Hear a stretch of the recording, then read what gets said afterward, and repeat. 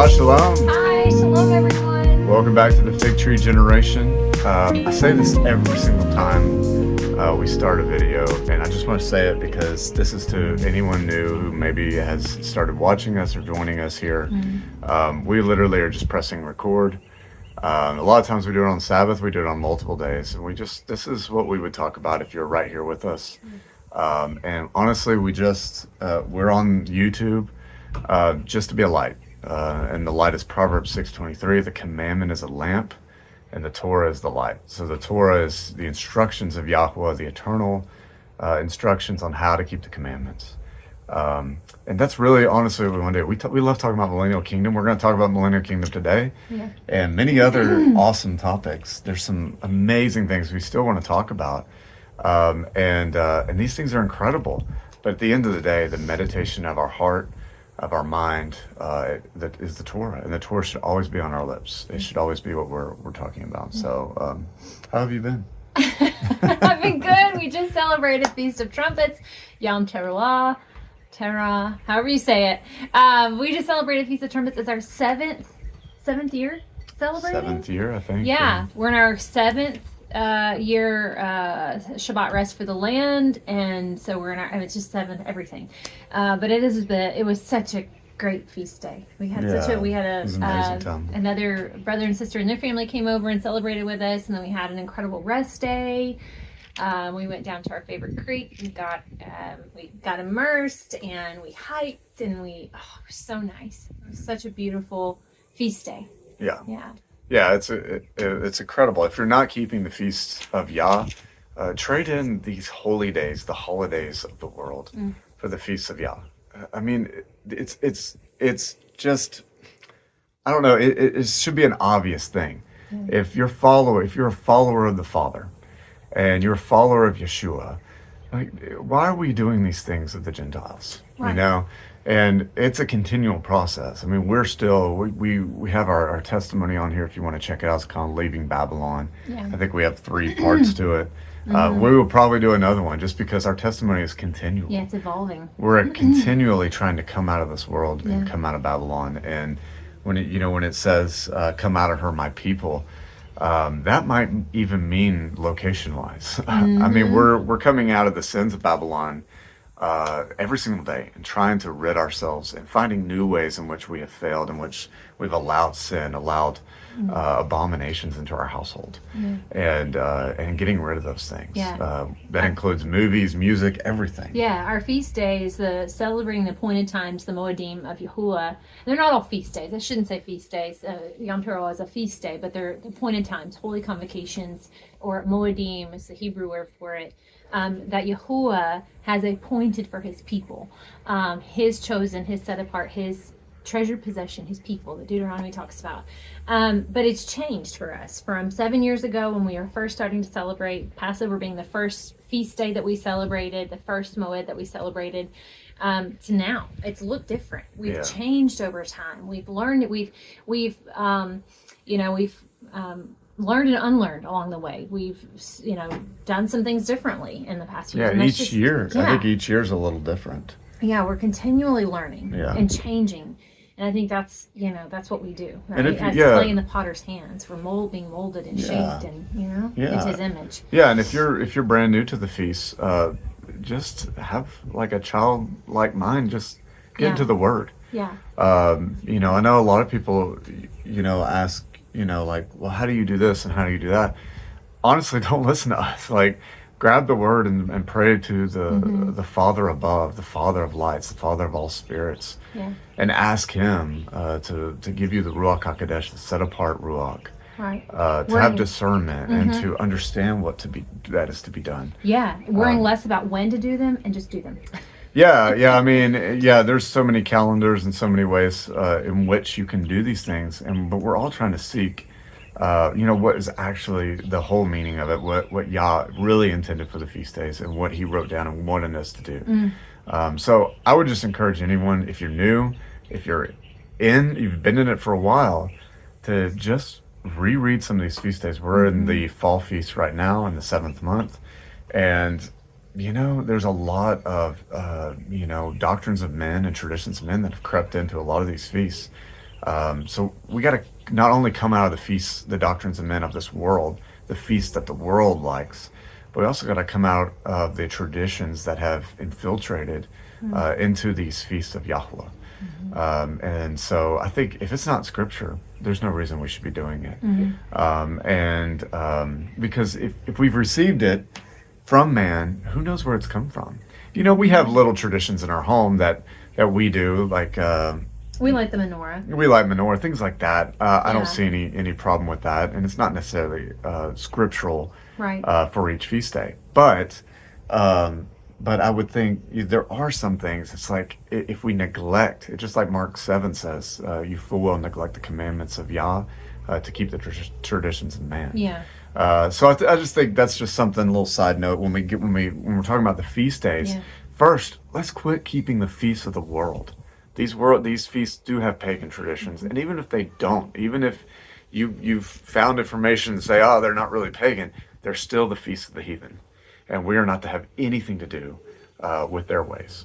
Okay, so Yah wants us to be peculiar, and there is nothing more peculiar than blowing trumpets on a night, wearing seats, wearing, trying to wear 100% clothing, things like that. That makes you peculiar. It You does. know, Yah wants you to be strange to the world. Yeah. And my goodness, even if you're alive to any of this truth that's coming out here in these last times, if you're waking up to any of the truth, you already are looking a little peculiar. Okay, so what's one more step? Following Yah in truth. In Psalm 119, 142, I say it all the time: Thy righteousness is an everlasting righteousness, and Thy Torah is truth. The Torah is truth. That's why Yeshua was called truth, because he was completely obedient to the Father in his instructions. So, is that it? All right, this is part 2 of the Dome of the Rock, the Temple of Yahuwah. Okay, so we talked about this last time. I don't remember anything I said last time. I haven't watched that video, so hopefully I won't Duplicate duplicate yourself. and say the same things. But Well, if you do, it's okay. If It I just means do- you're consistent. yeah. So forgive me if I do. I'm going to try to give you some new information because we have come across so many more things just going through this. And I was actually on the Unexpected cosmology. Unexpected Cosmology with Noel Hadley. I think it's in our playlist. Check it out if you haven't. The Millennial Kingdom playlist. Yeah, the Millennial Kingdom playlist, and it was basically the part 2 of what we're going to talk about. But I think we have some more material that I didn't cover there because it's impossible to remember everything that I have written down here in front of me for one video. And so hopefully this is not just. Hopefully this sends you on a rabbit trail or a treasure hunt to find truth. Because I do think there's been so much hidden from us. And as many of y'all know, when you start searching these things out, when you really start seeking a subject out, it's like it unravels before you. And we were doing that this morning. We were reading, and all of a sudden, it was just like my mind couldn't even contain the information that was being presented in one topic. Yeah. We were reading Kings and before I yeah. know it, we've got 5 other books in front of us, and Yeah. we're just like, oh my goodness, Yeah. that's not a proud thing at all. It's just, well, I think it is proud. It's not pride for me, but proud of what the Ruach HaKodesh can do. Yeah. And it's amazing what Well, that's what Scripture says, he, right? she will do in your life. I don't know where it's at in the New Testament says, let the Ruach be your teacher, right? Like when we're in that place of being taught by the Ruach, not being taught by a man. Yeah. And letting the Ruach guide us in all truth, in his truth, and it's so incredible to me to see where you can start in a passage of Scripture, and especially it's, where 2 or more gathered, there he is in the midst, and he's there. Like every time we read, I think we just gain so much more from one another when we read together. It's incredible to read by ourselves, and we do that a lot, but we try every Sabbath to come together. I mean, we do. But Yeah. every Sabbath Yeah. or especially we're reading all day together. And we pick a book like, we're in Kings, we just finished Deuteronomy, but it's just amazing where it does lead you, and praise Yah for that. Yeah. But, I mean, that's a great point. But with the Dome of the Rock. Dome of the Rock. No, with the Dome of the Rock. If you haven't watched the first video, this probably won't make much sense to you, and you're going to be like, these people think the Dome of the Rock is the temple. What in the world, just watch the first video. I think we're at least able to make a case that the temples, all of the temples, Solomon's temple, and there's multiple temples, were all round. I think that's at the very least. I think we can make a case that they were all round and not this rectangle that we're always shown. I mean, just Google an image of Solomon's temple and you're going to get a rectangle. It's the same with the tabernacle, and this was kind of the work of Andrew Hoy. If you haven't heard of him, look him up. He did a whole book. He wrote a whole book on. He went through all the intricacies of the tabernacle and what Moses saw in the Shemaims, and he literally wrote it all down and didn't take away from the Torah, didn't take or add away from the mentions that were given, and he comes up with a dome tent, which is basically, I mean, there's a tent in the wilderness. It should be a dome tent. I mean, we're about to camp out for Sukkot. No one's bringing a square tent. I mean, no one's going to bring a big square tent that's not going to shed water. So this tent was not just this small little, tiny tent. It was huge. And it was beautiful. I mean, the artisanship that went into making the tabernacle, it was by the Ruach HaKodesh. I don't have the verse in front of me, but he prays for the Ruach to bring artisans, to bring these people to make the things that went on the tabernacle. And the Temple of Solomon was no different. So I actually believe. Just read that. Yeah, we're in Kings, and we're just reading about the Temple of Solomon and the building of it. Yeah. Something I do want to say. I don't know if I said it in the first video, but we actually believe there are 5 temples. There have been 5 temples, specifically 5 temples within Jerusalem. So you have many other temples around the world, and we read a verse this morning. It's in Malachi. You can find it. To it. Yes, yeah, you can flip to it. But we read a verse this morning in Malachi, and we'll talk about it in just a second. But there's 5 temples. So the first temple being the Temple of Solomon, and we actually read this morning too that and I probably misspoke on the first video. I had said this before that Yah didn't want a temple. I believe it was man's idea because Yah dwells in a temple not made with hands, but. We read a verse in, is it 2 Samuel? Yeah. 2 Samuel that seem to say that Yah did desire a temple. Yeah. He did desire to give a house for his name to dwell in. Yeah, he came to the prophet Nathan, and through the word of Yahuwah came to Nathan and told David to build a temple. Yes. Yeah, so I misspoke. I think I said that also on the Unexpected Cosmology. I think that video I did say that. I might have said it on the last video, but I do think Yah desires a temple for himself now. But it doesn't negate the temple not made with hands. But yes, there are 5 temples. We have the Temple of Solomon, which Solomon was commanded to build. And then we have, which was destroyed by the Babylonians during the Babylonian siege. And then we have the second temple, which was Ezra and Nehemiah's temple. This was the temple, according to Cyrus, was actually, according to Josephus, was actually designed by Cyrus. He actually gave forth the command, as it's prophesied in Daniel, but he actually designed it. He actually said, I want this and this and this here. And this is a Gentile king designing the temple, which I think is incredible. Also, when we talk about Solomon's temple, if we take Testament of Solomon as scripture, that's up to you. I think it's full of some awesome nuggets of truth. Maybe it's wrong, maybe it's not, but the Testament of Solomon says that demons actually were commissioned by Solomon to build the first temple. These were unclean spirits that were actually obeying Solomon. So that's the first temple. Second temple is Ezra and Nehemiah's temple. The third temple was actually Herod's temple. Josephus tells us that it was taken down to the foundation stones. He actually wanted to rebuild the temple because Ezra and Nehemiah built it 60 feet shorter. It was actually really small, and he didn't like that. And so Herod, this is right before Yeshua, Herod, commissioned to the Jews. The Jews said, "No, you're not tearing down our temple." So he got all the building supplies, laid up all the building supplies, all the money, laid it next to the temple, and said, "Here you go. This is everything we need to rebuild it. Can I now do it?" And the Jews were like, "Yes, go ahead." So Josephus says he tore it down to the foundation. So took it completely apart and then rebuilt it more grand, and tried to build it like Solomon's temple. That's your third temple. Yeah. That's the one that Yeshua would have been in. during his lifetime, and also the one destroyed in the Jewish-Roman wars in 66 AD through 73 AD. Okay, and then you had a fourth temple. The fourth temple was built according to John Mandeville. John Day Mandeville was we'll actually get into that a little later, but it was actually built by the Jews around the 1st century. They built it, they got it all done, and then a giant earthquake knocked it down. Okay, seems like it probably wasn't supposed to be there, but that's your fourth temple. And then the fifth temple we're going to read about. It's the one I believe is still standing today. It's the longest standing temple.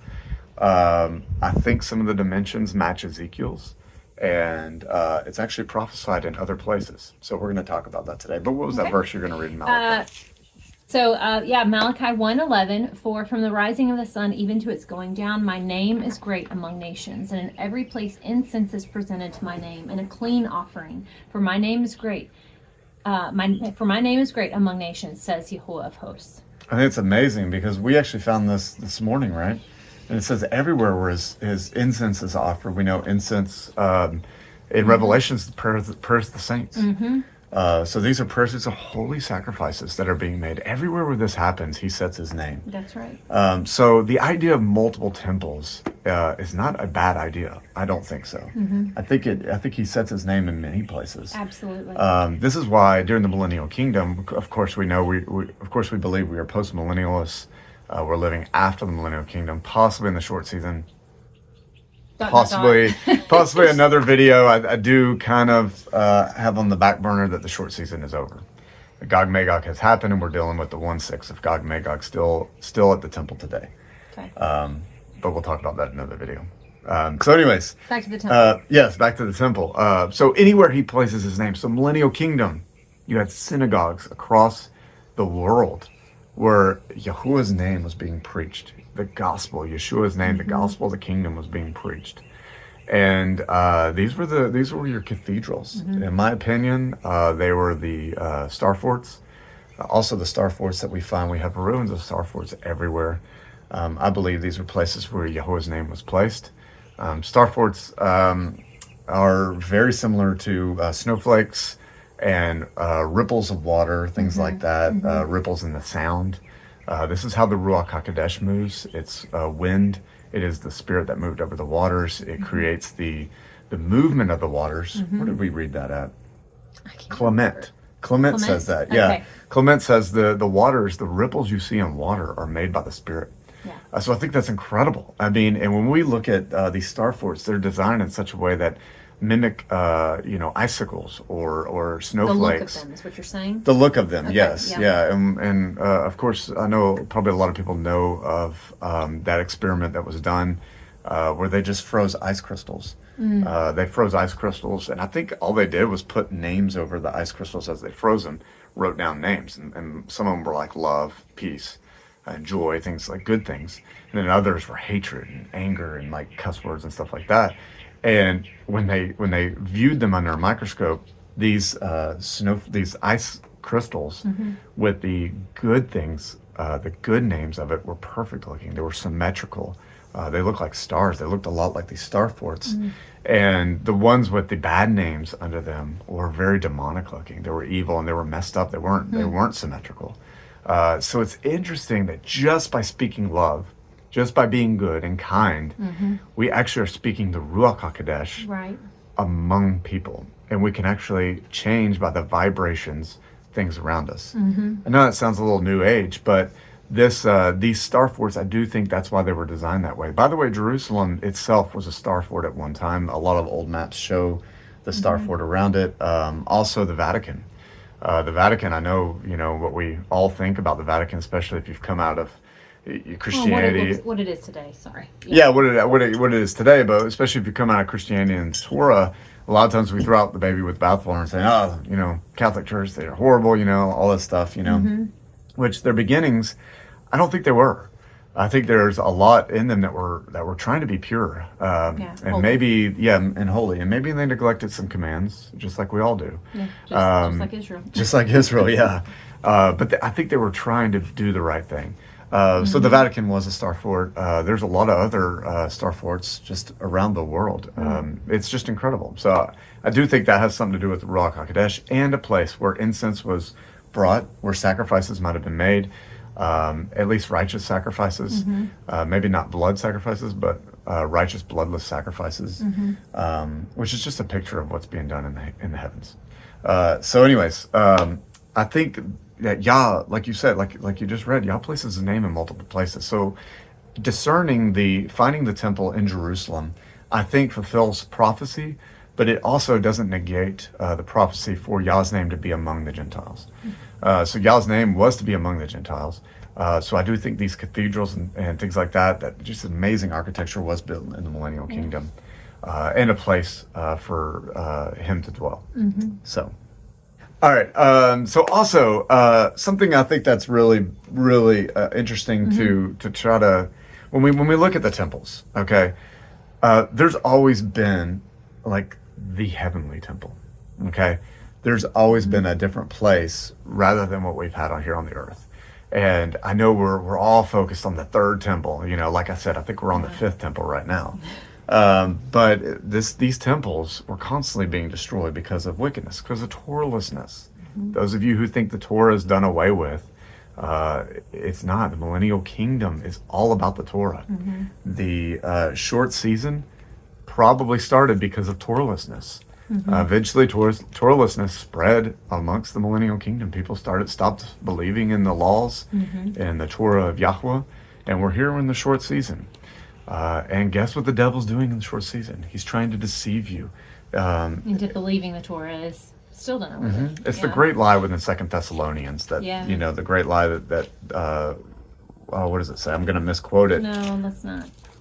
2:9. The coming of the lawless one is according to the working of Hasatan, with all power and signs and wonders of falsehood, and with all deceit of unrighteousness in those perishing, because they did not receive the love of the truth. We've already defined what truth is, in order for them to be saved. And for this reason Elohim sends them a working of delusion for them to believe the falsehood, in order that all should be judged who did not believe the truth, but have delighted in the unrighteousness. I mean, you're not believing the truth because you delighted in unrighteousness. Okay, we define what truth is. Righteousness is Psalm 119, 172, which says the Torah is righteousness.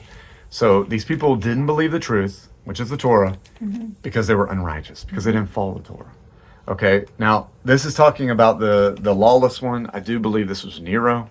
This is in the Ascension of Isaiah. It literally tells you he's the killer of his mother, Agrippina, with his mother. So Nero did kill his mother, according to official history, and he's also the killer of 2 apostles.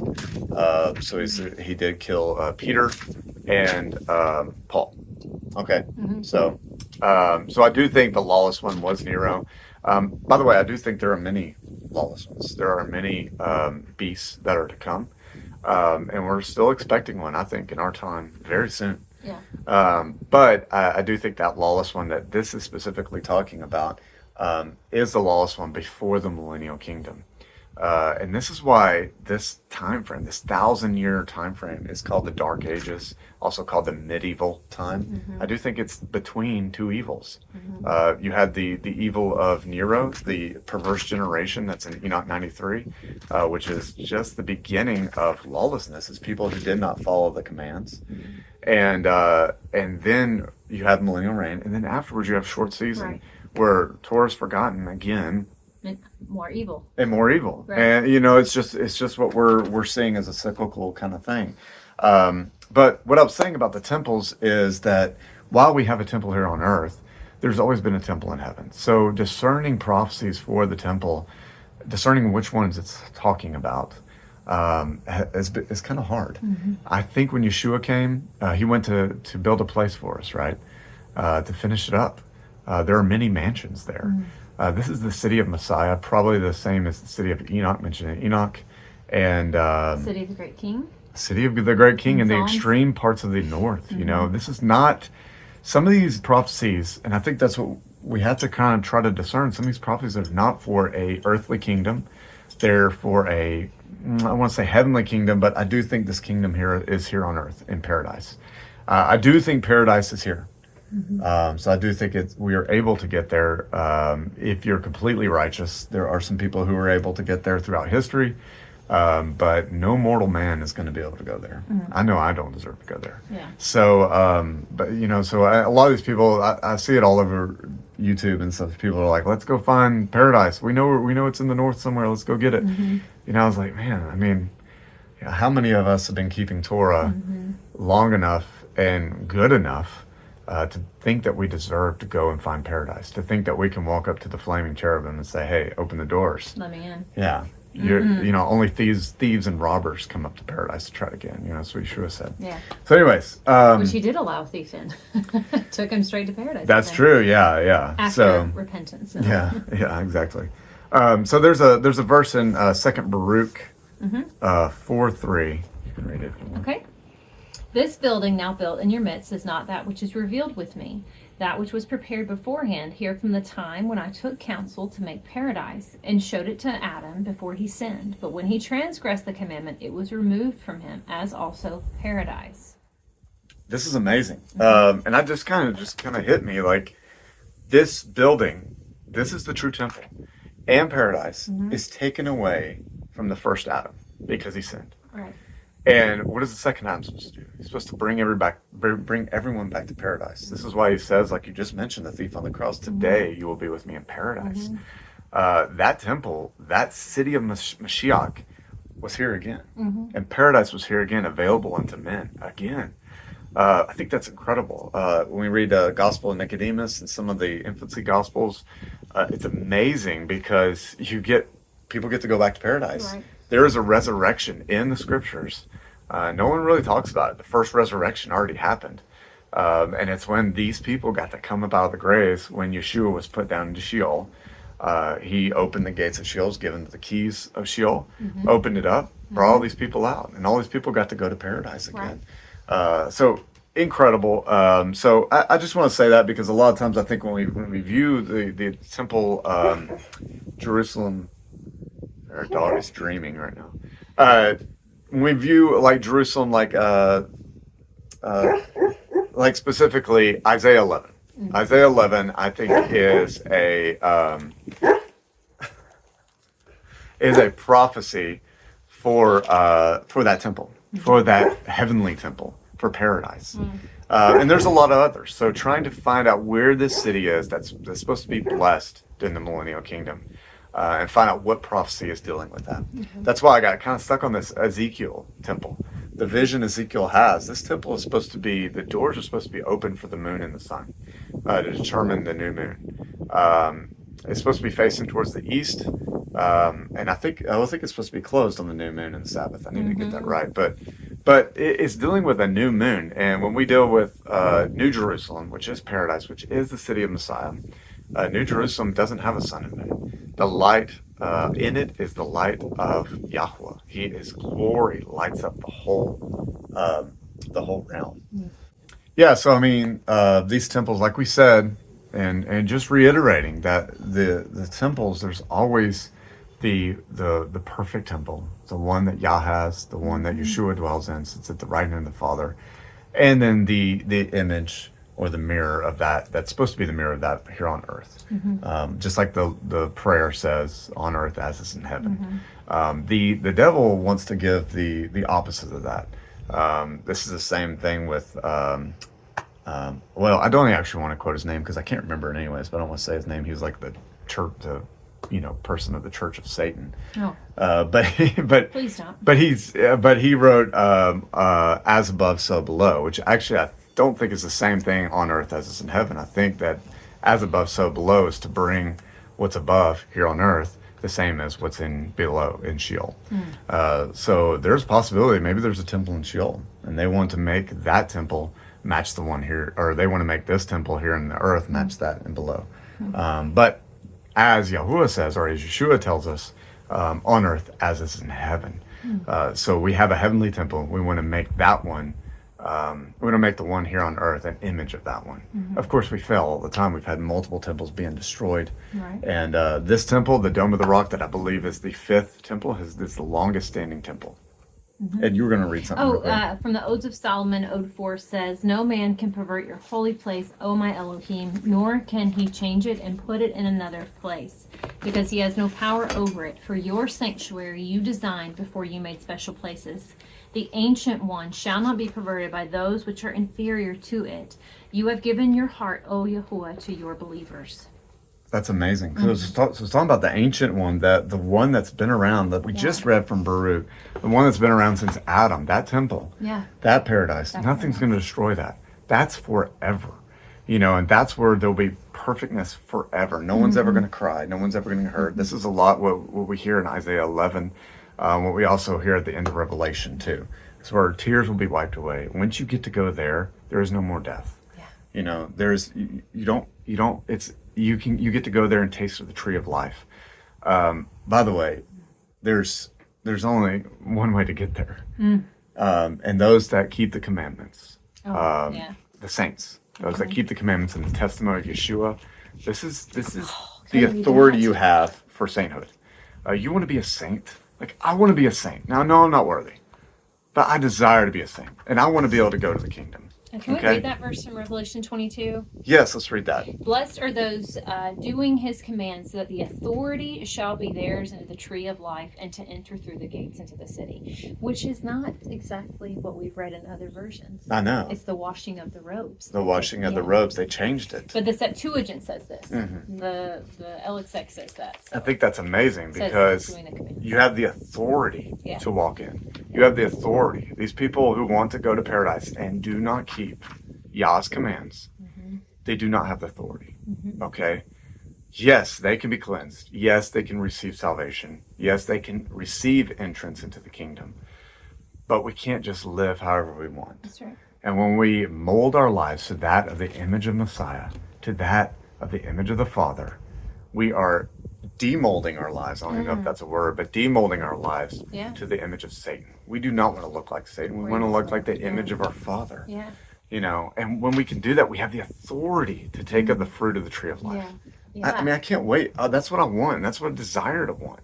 That's what I desire for my life to look like. I think it's amazing. But anyways, that's found all throughout Revelation. It's the testimony of Yeshua, and it is keeping of the commands of Elohim. And this is your sainthood. This is how you become a saint. I also wanted to read this verse real quick. This is from Jeremiah 31:40. Jeremiah 31, of course, is amazing. It's all new covenant stuff.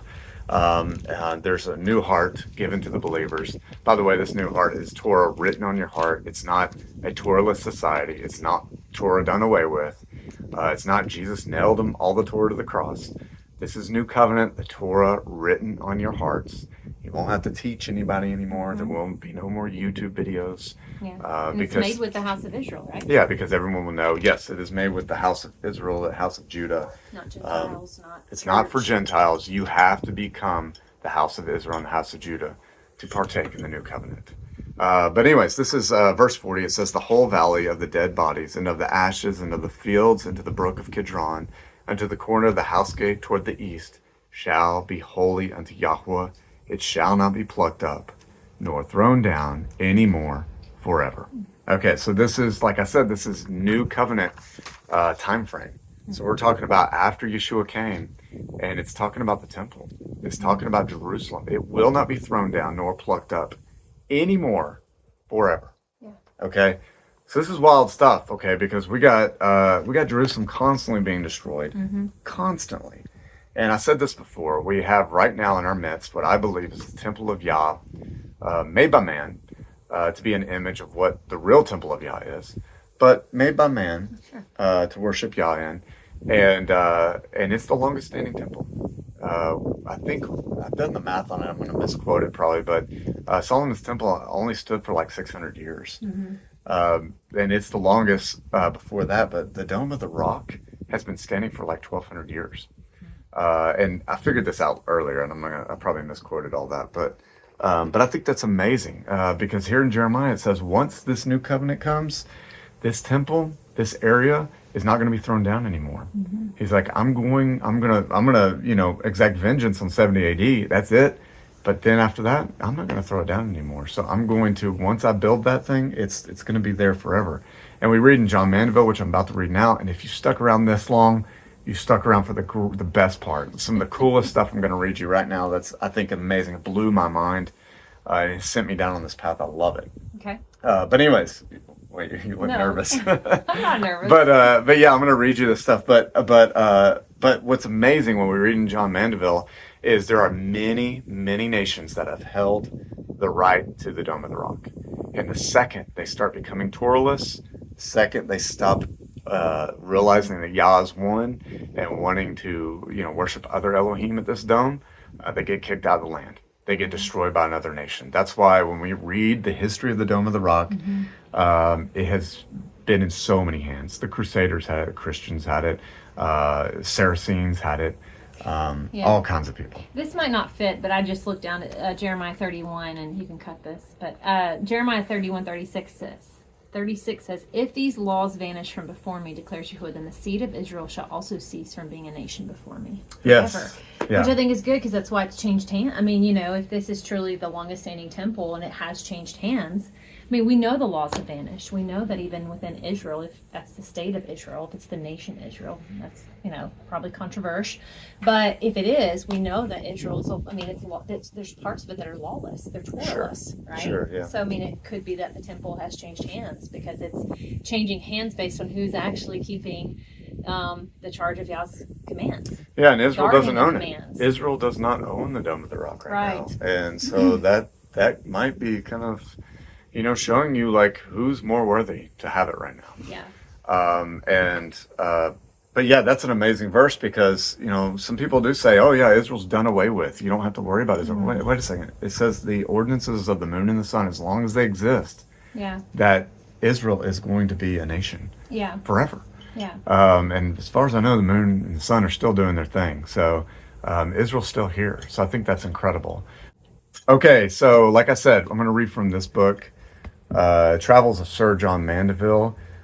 This right here for the Millennial Kingdom is he's like your travel agent. Okay, this is like your travel brochure. Yeah. Okay, we have in Zechariah 14 where it says that if in the Millennial Kingdom, we are going to be doing a pilgrimage. Okay, we're going to have to go and celebrate Sukkot. Okay, it says all nations will have to go up to Jerusalem and celebrate Sukkot. So if you believe the Millennial Kingdom hasn't happened yet, get ready. You're going to be keeping Torah. Okay. So exciting, though. Yes, it's amazing. But if you believe that the Millennial Kingdom is still to come and you don't believe in Torah, you just got to get ready, because you're about to keep Torah. You're going to start keeping Sukkot and going to Jerusalem, just like Zechariah 14 says. Yeah. There are 3 pilgrimage feast days. That's Feast of Unleavened Bread, Shavuot, and Sukkot. Okay. 3 times we go up to Jerusalem. Right now, we can't go to Jerusalem. There are provisions within the Torah if you can't go. I think that's Deuteronomy 14. Maybe. Okay, maybe. I can't remember. Someone can correct me on the comments, but I think it's Deuteronomy 14. It gives you permission to not go for certain reasons and what to do with your money if you were going to go, and to still celebrate. I think now I don't see any problem with praying towards Jerusalem. Some people would say, oh my goodness, Jerusalem is the United States. It's not that UN established place over there. I disagree. I think the historical evidence clearly points to that land throughout history as being Jerusalem. Did you want to read something? No. Oh, okay. You're looking down. I was looking at Zechariah 14, so I was just looking at, but we've quoted that verse 100 yes. times. So this right here is your pilgrimage rule book. This is like John Mandeville gives you a way to get to Jerusalem. He actually gives 3 passages, one by sea, one by land, and one by both. I don't know how you get to sea to Jerusalem, but it's pretty incredible. When you read it, you can go straight from the ocean all the way to Jerusalem. Wow. According to the old maps. Now, John Mandeville was written in the 1200s. If I'm not mistaken, I might be off a century on that. It might be 1300s. I've read a lot. I'm also in Marco Polo, so I think that could be... Well, anyways, it's somewhere around there. So it's incredible. So it could be possibly still in the Millennial Kingdom or just at the very tail end of the Millennial Kingdom. But he's telling you how 1300s, 1356 to 1357. So that about right? Yes. Yeah, 13. Yeah. 13. Okay, so he's given you a ways to get to Jerusalem. And I just want to read this real quick. This is from John Mandeville, chapter 11. No, chapter 8, I'm sorry. For they fulfill first the more long pilgrimage, and after return again by the next ways, because that the more nigh way is the more worthy, and that is Jerusalem. For no other pilgrimage is not like it in comparison. So these people in the Millennial Kingdom, the Middle Ages, the Dark Ages, whatever you want to call it, people were making pilgrimages to Jerusalem. I think this is the time that Daniel speaks about. I've disagreed with this my whole life, but now I have rethought this. And I do think Daniel is talking about when he said when people run to and fro and knowledge is increased. I think that's truly talking about this time frame that the world tells us the medieval time, the Middle Ages, the Dark Ages, where people were building castles without bathrooms, and there was darkness, and there was no technology, and people were pooping everywhere. I mean, that is the narrative that we're being pushed, and that people were crazy and writing fantasy books and all this stuff. I mean, this book right here is considered fantasy. You read anything on Google about it, and I actually have another book of this where it had commentary, and the guy just kept interrupting and saying how dumb John Mandeville is for saying these things exist. This guy was in the 19th century saying this. Well, what does he know? What does he know? But anyways, so this is like the pilgrimage that we are to go to. Okay, and this is also from John Mandeville. It says, "And you shall understand that when men come to Jerusalem, their first pilgrimage is to the church of the Holy Sepulchre, where our Lord was buried. That is without the city on the north side, but it is now enclosed in with the town wall. And there is a full fair church all around, and open above, and covered with lead." Okay, of course, we know where the Church of the Holy Sepulchre is right now. I kind of believe this is the birthplace of Yeshua. Did I say birth? Sepulchre, where... Oh, it was buried. I'm sorry, not birthplace. Yeah. Where he was buried. And I know a lot of people think that the garden tomb could be it. I've always thought that, but I do think the whole Church of the Holy Sepulchre it has so much more historical backing. So I just think if we're going to trust anyone, I would rather trust sources that are much older and closer to the actual events. But it's interesting. So this is the first pilgrimage you go to. You go to the Church of the Holy Sepulchre. Okay, it has lead on top, which is incredible. I think we talked about this in the first video. And he goes on to say the second place you're going to go to is the Temple of the Lord. The Temple of the Lord is all around. It also has lead on the top of it.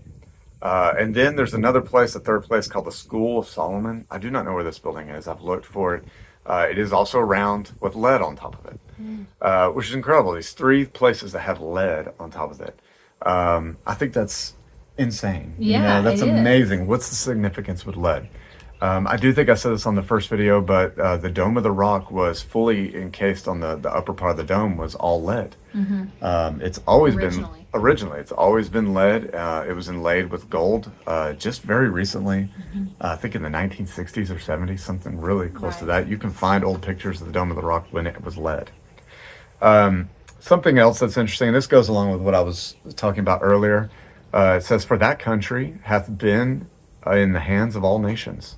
That is to say, of Jews, of Canaanites, of Assyrians, Persians, Medes, Macedonians, of Greeks, Romans, of Christian men, of Saracens, barbarians, Turks, Tartars, and of many other diverse nations."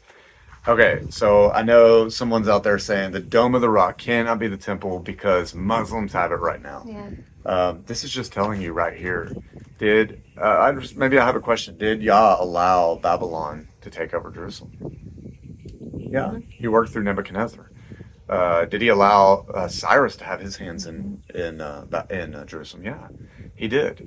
These are kings that, when they were at the height of their power, were actually holier than Jerusalem, and that's why Jerusalem gets kicked out of the land. The Greeks are the same thing. We learn about Alexander the Great. Of course, there's so much sin around all these guys, but they were all praying to Yah. They understood that Yahuwah was the Elohim of the whole world. Especially read in Daniel. Nebuchadnezzar constantly, he's remembering, oh yeah, maybe I shouldn't burn these people in the furnace because Yah is one. I just saw the son of Elohim, you know. So Nebuchadnezzar even knew this. So all throughout history, you have so many people inhabiting this land because the people who are supposed to inhabit it keep getting kicked out.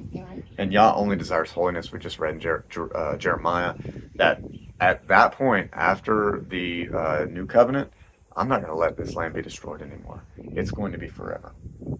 All right, just in case you didn't catch our last video and you're totally lost, like, why is this guy talking about the Dome of the Rock? This is why, and I'm just going to read this. It's from Travels, Sir John Mandeville again. This is chapter 11. And from the Church of the Sepulchre, so this is describing your pilgrimage. So the Church of the Holy Sepulchre toward the east at 80 paces is the Temple Domini, which means Temple of the Lord. It is a right fair house, and it is all round and high and covered with lead, and it is well paved with marble. But the Saracens will not suffer no Christian man, nay Jew, to come therein, for they say that none so foul sinful men should not come in so holy place. So this is incredible. So this is telling you right here, the temple of the Lord, at least what they had at this time. What he's writing this, and we can go back here in just a second. I'll show you when it was built. But this temple is the temple of the Lord. It is not a Muslim mosque. It wasn't built for Muhammad. This is actually the temple of the Lord. It was owned by the Saracens at the time. Now, the Saracens are very interesting people. They believed in the Quran, but they also, John Mandeville tells you, they also kept Sabbath. They abstained from pork, and they believed Yeshua was the son of Elohim. It talks about it later on, and talks about that they believed Abraham was a prophet, Muhammad was a prophet, but Yeshua was the son of Elohim. I think that's incredible. And when we do, I don't want to misspeak because I haven't done a lot of research into the Quran, but the things I have seen other people that have done research is the Quran mentions Yeshua way more than it does Muhammad. So there's a lot to that. And so I do believe that these Saracens were holier people at the time, and that's why they were allowed to keep the Dome of the Rock. So what I just read, it's passed through so many hands. Okay, so then John Mandeville kind of goes into kind of a history of Solomon building the temple, Herod building the temple, and the temple being destroyed by Titus and Vespasian. It says, and after that time, Julian Apostate, that was emperor, gave leave to the Jews to make the temple of Jerusalem, for he hated Christian men. And yet he was christened, but he forsook his law and became a renegade. And when the Jews had made the temple, came an earthquake and cast it down as God would, and destroyed all that they had made. And so this is that fourth temple that I was talking about. As soon as they built it, it was destroyed. Now we have a problem here with the timeline, at least what John Mandeville gives us. According to the official timeline, Julian Apostate existed between 331 AD and 363. He's also called Julian the Philosopher. I kind of think something's going on here. I do think this was in the 1st century. Why does that conflict? It conflicts with what I'm about to read you okay. About the temple, the 5th temple, which is the Dome of the Rock. Okay. So I'm not sure what to do with that. It could be just an issue with the official timeline and the history that we're being told. Could be an issue with John Mandeville. I don't know, but at this point, I'm faced with having to accept Wikipedia or the words of a 12th century writer or 13th century writer. You mean travel agent? A travel agent, yes. Yeah. So to me, this is way more reliable than Wikipedia, which changes on a whim, by the way. I mean, it's changing all the time. Yeah. So anyways, so we'll keep on reading. It says, and after that, Adrian, that was emperor of Rome and of the lineage of Troy, made Jerusalem again and the temple in the same manner as Solomon made it. And he would not suffer no Jew to dwell there, but only Christian men. So I think this is amazing. So this is Adrian who made the temple just like the Temple of Solomon. Okay, and I think I covered this well enough in the first video. If I haven't, I'll go back and I'll maybe we'll do a third video of this because there's more information that just keeps coming out about this. But the Temple of Solomon, I believe, was round. Okay, I believe it was actually an octagon shape. I do believe Ezekiel's temple is an octagon. Just like this Dome of the Rock that was built after Solomon's temple, in the manner of Solomon's temple, was an octagon. It's the same temple that we have today, the Dome of the Rock, that was encased in lead. It actually has cedar. It's actually cedar posts underneath all the marble and the stone that's around it. which is exactly how Solomon's house was made. Solomon's temple was made after the cedars of Lebanon. Right. Which is it's just incredible. He actually talks about having marble around it, which I just read, and it has that same white marble today. But the timeline problem I'm looking at is Adrian. Where is this Adrian, emperor of Rome? And the only person I can kind of think that the song about is Hadrian. Hadrian was a bad guy. He built the temple of the Lord, which is the Dome of the Rock. He also built a temple of Venus next to it. And he also erected 2 statues of himself and a statue of Zeus at the temple mount. Okay, so this is a bad guy, okay? I do think that this guy is possible Antichrist figure. Possibly what Yeshua was talking about when he says, when you see the abomination and desolation spoken of by Daniel the prophet, get out of Judea. The reason I say that is because the abomination and desolation spoken of by Daniel the prophet is from Daniel 11. It already happened. It had already happened by Yeshua's time frame. It was Antiochus Epiphanes when he erected a statue of Jupiter in the temple and sacrificed a pig on the altar. Those of you who believe you can eat unclean food, this is exactly what the Antichrist did. He committed the abomination of desolation. Do not commit the abomination of desolation in your temple. That's right. Do not sacrifice a pig and eat it. That's committing an abomination of desolation in your own temple. Okay, that's it for that. But anyways, so there's a possibility that this Hadrian was actually committing the same abomination of desolation that Antiochus Epiphanes did. Okay, possibility. Okay, I'm just throwing it out there as a theory. And I know some people are going to say, oh, Hadrian built this temple. That can't be the temple of Yah. Well, it's like I said before, every single temple, if we believe Testament of Solomon is true, Solomon's temple is built by demons. The second temple built by Cyrus, according to Josephus. Third temple built by Herod, the same one that was trying to kill Yeshua. Fourth temple built by Jews and was destroyed by Elohim in an earthquake. Fifth temple built by Hadrian. Yeah. Okay, all the temples are built by not so great of ways. Okay. Right. Yeah, there you go. So I don't know if that's that. I just say that maybe that's a possibility. Okay. All right. This is also from John Mandeville. It says, and in the middle place of the temple, being many high stages of 14 degrees of height, made with good pillars all about. In this place the Jews call Sancta Sanctorum, that is to say, Holy of Hallows, is the Holy of Holies. And in that place cometh no man, save only their prelate, that maketh their sacrifice. And the folk stand all about in diverse stages, after they be of dignity or of worship, so that they all may see the sacrifice. And in the temple be 4 entries, and the gates be of cypress, well made and curious dight. And within the east gate our Lord said, Here is Jerusalem. It's incredible, okay? So we have sacrifices made in the Dome of the Rock by prelates, and prelate means bishop. If this is Ezekiel's temple, these could be the Zadokite priests, okay? Because we have Ezekiel in Ezekiel's temple, the Zadokites, the priests of Zadok, which are just a lineage, sons of Levi, which you're saying. Oh, sons of Aaron. Sons of Aaron, right? Yeah, sons of Aaron. Levi. Yeah. I'm sorry. Yeah, of the lineage of Levi, they're Levitical priests, but they're the only ones that kept the charge, the sons of Zadok. Okay, and they're the ones to be doing all the sacrifices, all the things in Ezekiel's temple, the vision he had of that temple. So could this be sons of Zadok right here, this prelate?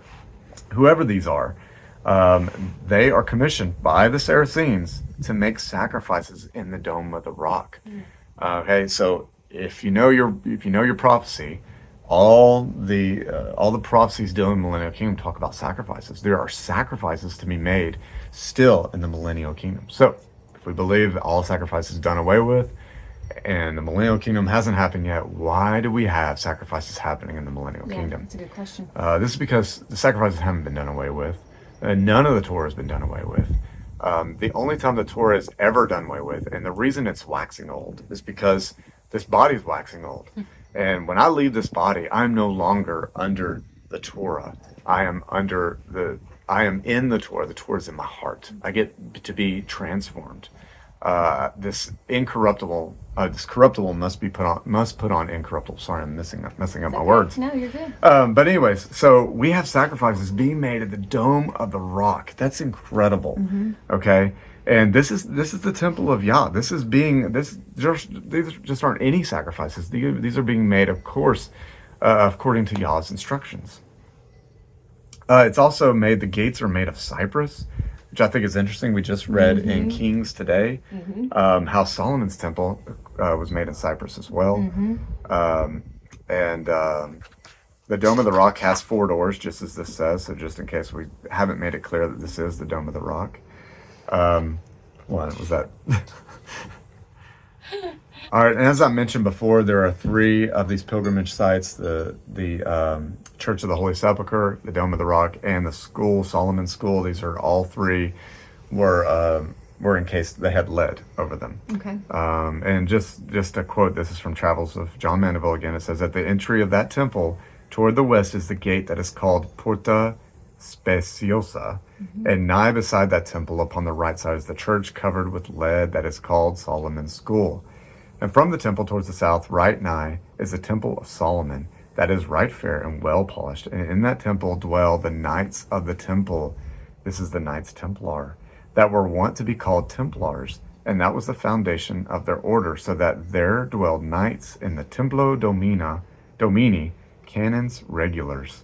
I think this is incredible because you have the Knights Templar. I know people are going to be like, what, Knights Templar? No, but the Knights Templar, at least according to the official storyline, yeah, our son's waving at us. But at least according to the official storyline, Knights Templar were there to defend people on their pilgrimages to the temple. So you have people here standing in the temple, they're defending you, making sure you can get safely to your pilgrimage. Yeah. They are making sure you keep Zechariah 14. It's incredible. All right. So we've read a lot in John Mandeville. There's so much more I could read in this book.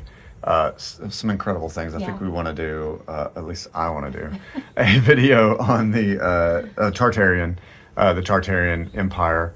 We find this in all the old maps, but John Mandeville and Marco Polo, and I've got another book, I can't remember, Batuta, something like that.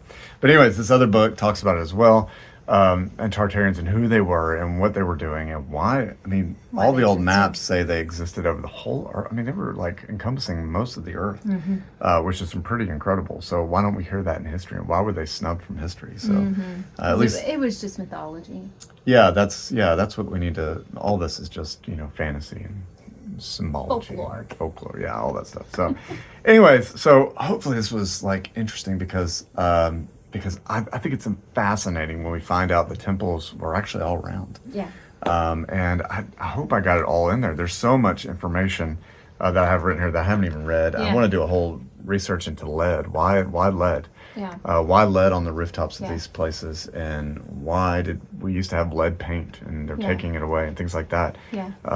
Was there a radiation event, a fire reset that happened before the building of this temple, and they needed this? Yeah. I don't know. Well, I'm just fascinated by the books that Yah is revealing, like historical books. These aren't, we wouldn't call them scripture, right? Sure. They're just historical accounts of people that, like you said, actually lived in this time frame. They lived in this time frame that there's a huge gap for us. Like I've said this before, but when we were taught history in school, like it was just garbage. I'm sorry to use that word, but it was just absolute. It was just like filler history. It was like, hey, we don't really want you to really learn about. I mean, history begins from day one when Yah created. Yeah. Beginning of creation, that's history. That's where it begins. And so this is just so fascinating. I'm just like sitting here like a sponge listening to you, mostly because I haven't read this, and so a lot of it for me is just I'm learning. I'm learning, and especially that we're in Kings. I told you I kind of want to do a timeline of the Kings, starting with David's reign and forward, just because this is like. For me, I'm learning this stuff just now. At 41 years old, I'm learning so much. We all are. Yeah, we're waking up and learning at such a late age. But that's the thing. It's like, again, with science and with biblical cosmology, it's so important for us, to understand scripturally, what is the scriptural evidence, of the fact that we don't live, on a globe. We all believe that. We all know it. But what does scriptural evidence say? How do you, go to the scriptures and say, okay, yep, I believe it. It wasn't a globe. It was something other than a globe. Well, same thing with this. Like, why aren't we questioning history? Why aren't we questioning this timeline? Why aren't we questioning Revelation and what we've been taught about Revelation? You know, these books give insight into actual history. Yeah, You know, it helps us dig more and dig deeper into finding out, discovering the truth of what the timeline actually is. Maybe it's right. Yeah. Maybe it's wrong. And what is You this know? Dome of the Rock and the Yeah. we have and the a significance of it. Yeah. we have a vision of prophecy within Ezekiel and yeah, sorry, the turkeys are right here at the deck. But anyways, I think that's amazing. Anyways, I think we want to do more on this, or at least I do. I do want to I'm do. just along for the ride. I know. But I'm learning. I'm learning a lot of this. This is new stuff for me. So Well, there's so much. I mean, I have pages of stuff I haven't even mentioned. yeah. Stuff that's written in the Odes of Solomon. Just Yeah. amazing things about this temple, about what's prophesied for this temple, and so, you know, I don't know. Is there going to be some sort of reuniting at this temple? Is there going to be some sort of takeover for this temple? I don't know. I don't know what Yah has planned, and hopefully we've at least placed breadcrumbs to get back. So we got to go. Our son's wanting us right now. Yeah. So Have a blessed day. Shalom. Shalom. Bye.